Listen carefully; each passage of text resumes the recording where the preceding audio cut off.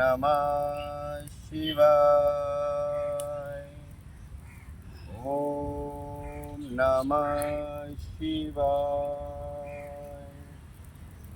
ओम नमः शिवाय। ओम नमः शिवाय। ओम नमः शिवाय। सावन के पावन पर्व पर 11 तारीख को सावन आरंभ हुए और हमें स्कंद पुराण शिव महापुराण में वेदव्यास जी के द्वारा संवाद पार्वती और शिव का है। उन्होंने कहा कि मनुष्य जाति एक ऐसी जीव जाति होगी जो अपने सुख सुविधा के लिए नाना प्रकार के कार्य करेगा। वो पंच तत्व की रक्षा नहीं कर पाएगा। पार्वती ने कहा कि प्रभु फिर तो इस प्रकृति का बहुत ही दोहन हो जाएगा। तो कहा समय समय पर युग पुरुष युग देवी अवतरित होती रहेंगी जो अवगत कराती है। शिव और पार्वती क्या कहना चाहते हैं कि मानस इस 9 द्वारों के द्वारा, मन के द्वारा, बुद्धि के द्वारा जो भी कार्य करता है परमात्मा उसको 100 गुना देता है। जिस प्रकार जमीन के अंदर एक बीज डाला जाता है और कोई भी बीज को जब आप देखेंगे तो वो 100 गुना होकर बाल और बीज, भुट्टा, नाना प्रकार के जो भी चीजें देता है वो 100 गुना देता है। इसी प्रकार जब मनुष्य कर्म करेगा अच्छे, जब मनुष्य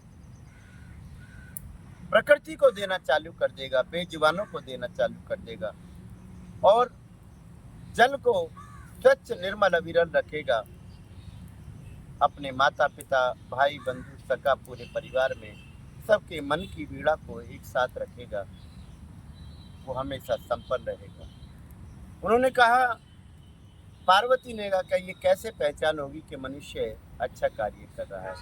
तो उन्होंने कहा पार्वती से, भोले बाबा ने बड़े प्रसन्न मुद्रा में कहा कि जो भी मनुष्य अंतिम चरण पर यदि राजभोग की तरह मरता है, चारों तरफ मकान, चारों तरफ बच्चे, चारों तरफ जो भी कार्य हो रहे हो संपूर्ण हो रहे हैं, मकान, वैभव, लक्ष्मी सब उसके पास में हो, उसकी सेवा अच्छी हो रही हो और उसे किसी भी चीज की कमी ना हो, परिवार फल फूल रहा हो, एक आवाज में सभी उसकी बात सुन रहे हो, तो समझ लेना उस जीवन आत्मा ने बहुत सारा कार्य परमात्मा के लिए दिया है और परमात्मा तीसरे चरण पर उसको देने के लिए तैयार हो जाता है। अद्भुत है परमात्मा का दिया हुआ।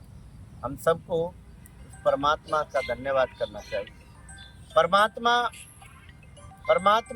धन्यवाद करते रहना चाहिए। परमात्मा धन्यवाद करेंगे तभी हम लोग इस कार्य को पूर्ण कर पाएंगे।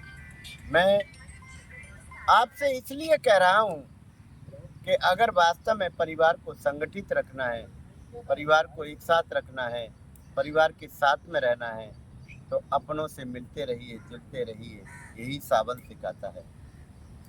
सभी एक ही थाली में खाएं। जिस प्रकार शिव शंकर कैलाश पर्वत पर बैठकर पूरा परिवार एक साथ भोजन करता है, एक साथ रहते हैं और आनंद में रहते हैं, सबकी पीड़ा को सुनते हैं, इसी प्रकार घर के मुखिया को सबको बांध के रखना चाहिए। छोटी छोटी बातों पे अपने मन को खराब ना करें, परमात्मा की गोद में रहें, आनंदित रहें, क्योंकि ये शरीर माता पिता ने दिया है बेशक, लेकिन जब ये आत्मा जब जाएगी तो फिर परमात्मा के चरणों में जाएगी। तो वो दूसरा जो जन्म मिलेगा उसको स्वच्छ निर्मल अविरल करने के लिए कुछ ना कुछ करते रहें। मैं बाबा हरिदास, प्रीतम धाम।